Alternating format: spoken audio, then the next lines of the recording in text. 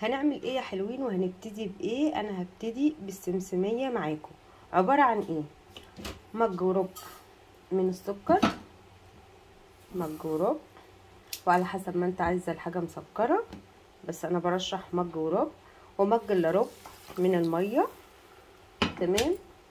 وهننزل بعصره ليمون، مفيش عسل جلوكوز. تمام. هنعمل ايه؟ عصره ليمون حلوه كده او ليمونايه كامله، وهنسيبهم قد ايه؟ هنسيبهم بقى لغايه ما يدونا اللون اللي احنا عايزينه كده، ليمونه كامله. تمام. ونقلب مع بعض كده، نقلب. انا عايزه اللون ايه؟ انا عايزه اللون يكون ذهبي. هنسيبهم كده وايدي فيهم لمده ايه؟ من 5 دقايق ل7 دقايق. هفضل اقلب كده لغايه ما القوام يكون تقيل ولونه ذهبي. دي ايه؟ دي السمسميه. تمام. معايا حلوين الشربات بتاعنا بيغلى اهو. تمام. وهكرر الموضوع هنا كمان. حطيت مج وربع من السكر وعصرة ليمون ومج الا ربع من المية. هنكرر الموضوع. هنعمل ايه؟ هنعمل الحمصية مع بعض. خليكم معايا. وده اللون الذهبي الجميل يا حلوين اللي انا عايزاه. شايفين اللون عامل ازاي؟ هنزل بايه؟ هنزل بربع كيلو من الحمص، سوري، السمسم المحمص. تمام اهو. ونقلب زي ما انتوا شايفين. قلب. شايفين اللون عامل ازاي؟ شايفين اللون ذهبي ازاي؟ هو ده اللون اللي انا عايزاه بالظبط. قلبي بقى. تمام. حط الباقي وقلبي. اسهل حلاوه مولد ممكن تعملها في البيت. هنكرر الفوليه والحمصيه بنفس الطريقه، بنفس الطريقه كده. تمام. شرب الخليط اهو. يلا نشوف هنعمل ايه. ونساوي يا حلوين كده. انا نزلتها على الصينيه وحاطه كيس زي ما انتوا شايفين. تمام. ودهنته دهنه كده بالزيت، وحطيت الخليط بتاعي وبساوي كده اهو وبفرد.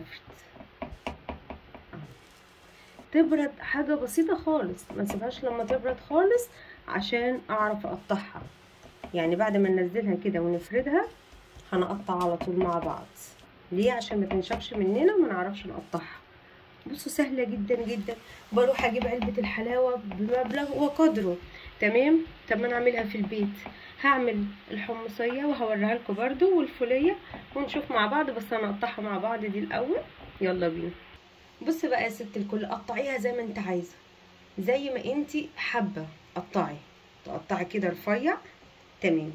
تتخني شويه مثلا كده، اوكي، يعني زي ما انت عايزه هتتعمل. تمام. انا بس بوريكي اسهل طريقه وحاجه بتوفري بيها وحاجه على قد الايد بجد يعني. تمام. بصوا اهي، تكبري تصغري زي ما انت عايزه، المهم تلحقي تعمليها قبل ما تبرد. مش هتعرفي تقطعيها، تنشف جدا جدا. بصوا اهي، احنا كده قطعناها وهي سخنه. تبرد بس شويه وهوريكم السمك بتاعها عامل ازاي. يلا بينا نعمل الحمصيه. وزي ما حضراتكم شايفين انا معايا الخليط بتاع الفوليه والخليط بتاع الحمصيه، الاتنين على النار اهو، يدونا اللون الذهبي زي السمسميه.